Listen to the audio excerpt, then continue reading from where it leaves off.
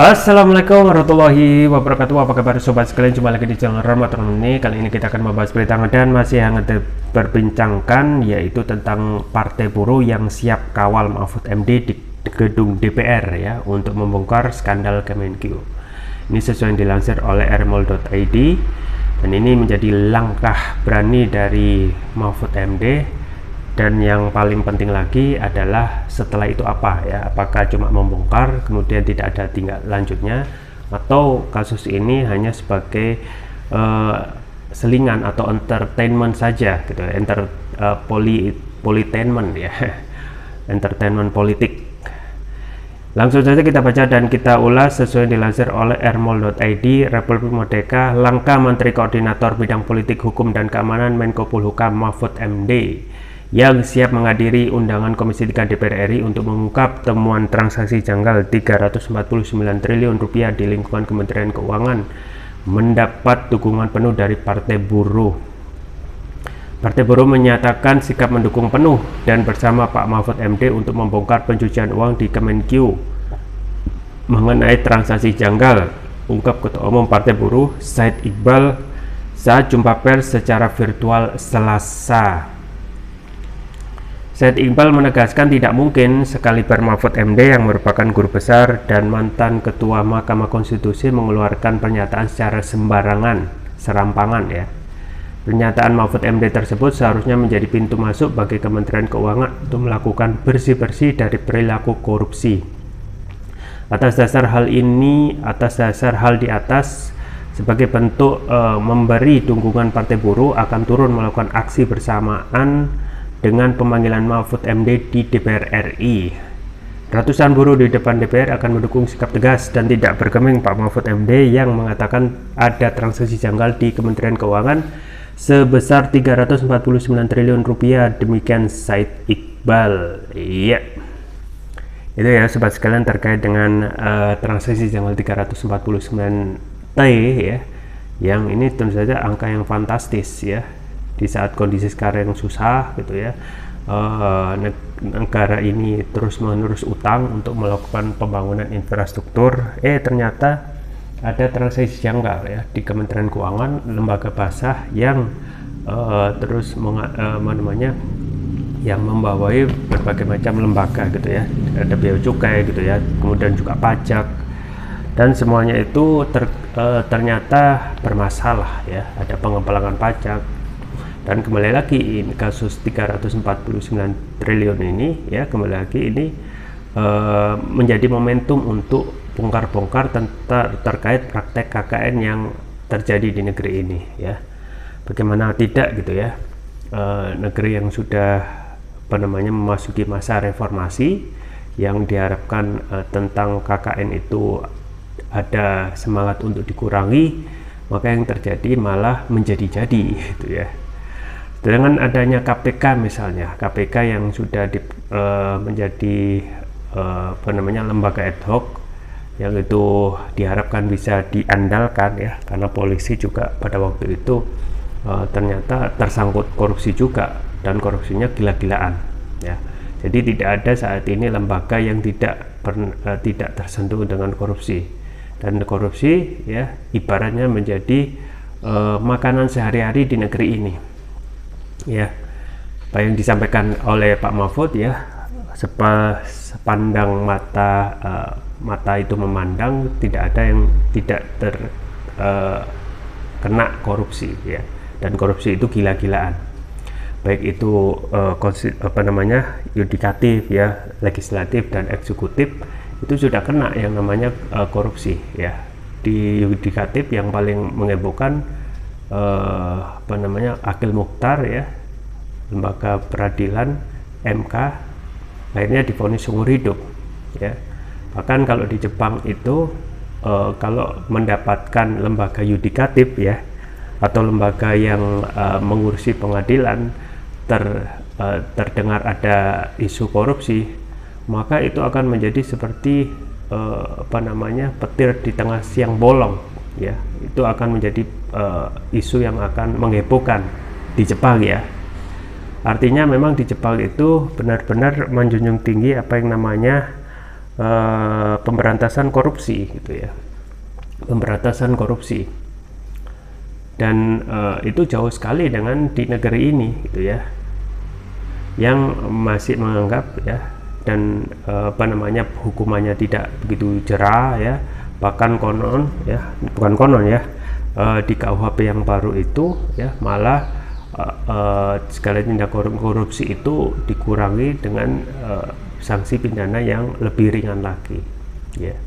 Bayangkan gitu ya, salah satu yang benar-benar membuat ekonomi tidak lancar ya, kemudian harta tidak terdistribusi dengan merata karena korupsi, justru di entertain ya dengan hukuman yang tidak membuat jerah ya.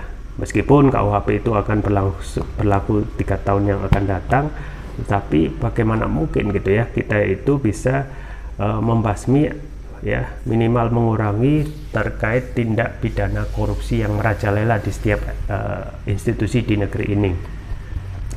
Nah, kalau kita berbicara transaksi janggal 349 triliun, ini juga menjadi pertanyaan gitu ya. Sejak tahun 2009 hingga tahun 2003 apa saja yang dilakukan oleh Kementerian Keuangan ya. Berarti kalau terjadi transaksi ini ya, berarti ini menunjukkan ya tidak ada pengawasan yang sifatnya ketat dalam hal mengawasi pejabat ya terhadap mereka yang melakukan penyelewengan gitu ya. Dan ini ya awalnya kan kita ketahui diungkap ya, ada kasus yang kurang lebih sama seperti beberapa tahun yang lalu, yaitu Gayus Tambunan, pegawai yang tidak begitu tinggi jabatannya, terungkap harta di baliknya itu sampai puluhan miliar ya. Sama seperti kasus Rafael Alun Trisambodo yang kembali lagi seperti kasus Gayus Tambunan jilid kedua. Setelah usut punya usut, akhirnya harta yang didapat ya itu sampai 56 miliar ya, jauh dari gaji yang diterima take home pay per bulan. Nah, setelah itu ada juga isu 500 miliar terkait gaji yang atau harta yang yang dimilikinya, entah itu dari tanah, rumah ya, bahkan kendaraan, yang itu tentu saja ya kalau usut punya usut diperoleh dari cara yang tidak sah. Jadi sobat sekalian ya, memang parah sekali di negeri ini. Makanya kita itu negara yang kaya tetapi miskin ya. Artinya kita itu kaya sebenarnya kalau sumber daya alam ya, kaya akan sumber daya alam yang harusnya bisa memberikan kekayaan ya bagi negeri ini, tapi dengan kebiasaan yang korup, maka itu keinginan atau harapan tersebut bubar dengan sendirinya.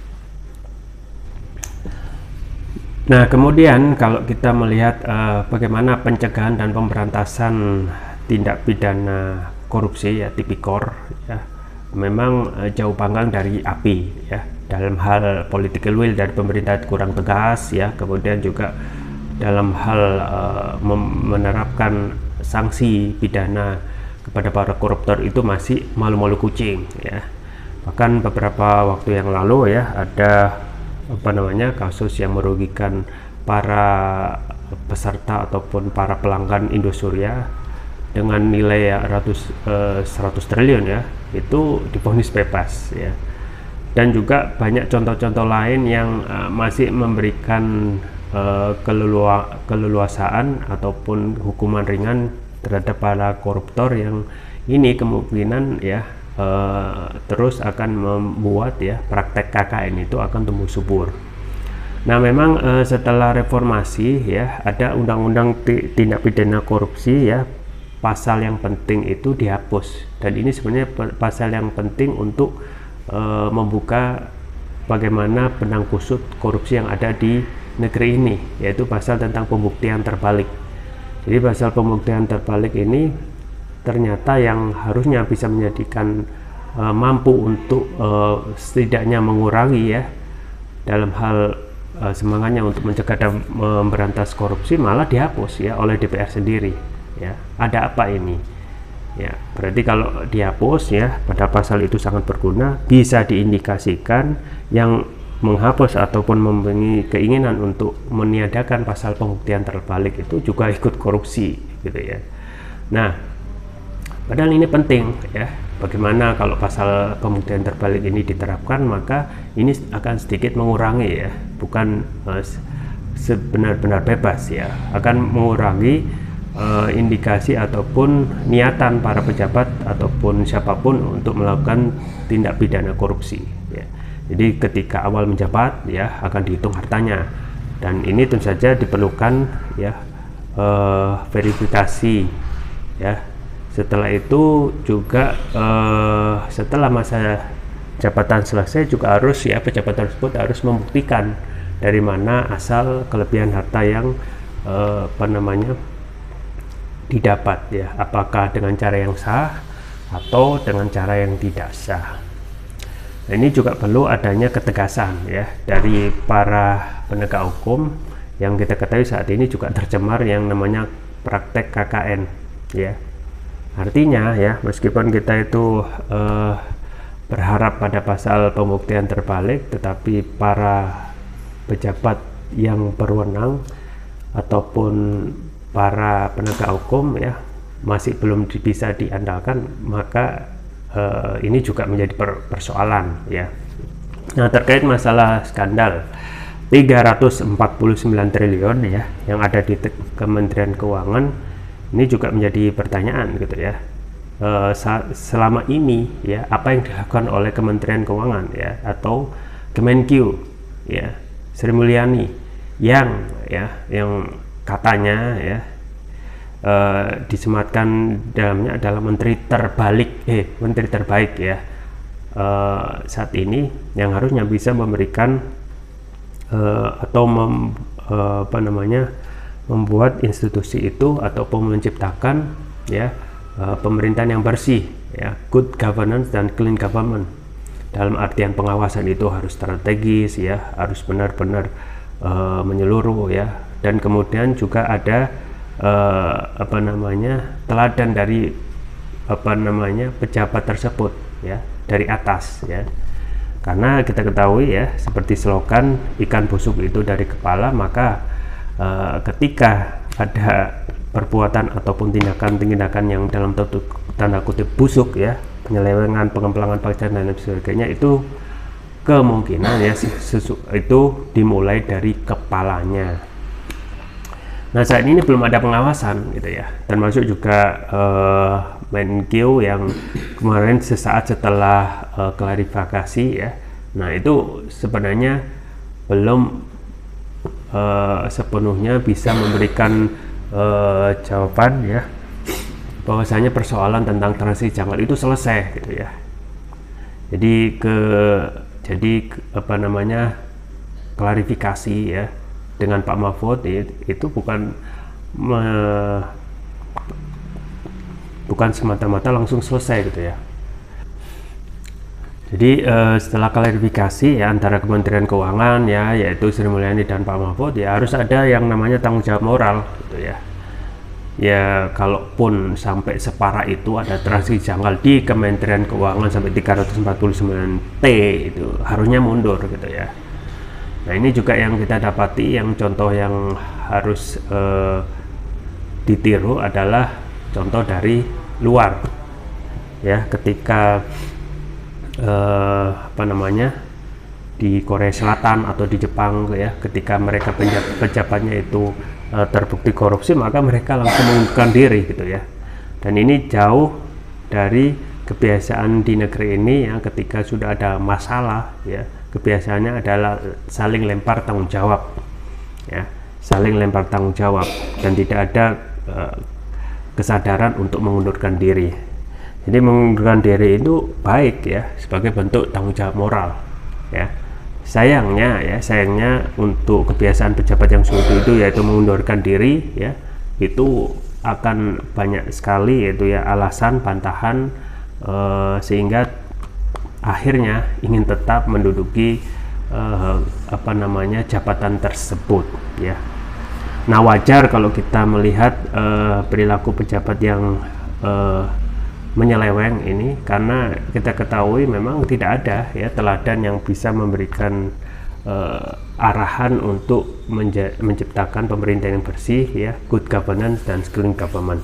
Ya, kita tunggu saja Partai Buruh terkait dukungannya kepada Mahfud MD untuk membongkar, dan kita harapkan tidak hanya selesai dalam membongkar, tetapi harus ada yang diberi sanksi pidana gitu ya, karena sanksi pidana ini penting untuk memberikan efek ya jerah dan untuk melaksanakan konstitusi yang sudah ada, yaitu Undang-Undang Nomor 8 Tahun 2010 tentang pencegahan pemberantasan tidak pidana pencucian uang. Itu saja yang bisa saya sampaikan, semoga bermanfaat. Jangan lupa like, share, dan subscribe. Sampai jumpa lagi. Wassalamualaikum warahmatullahi wabarakatuh.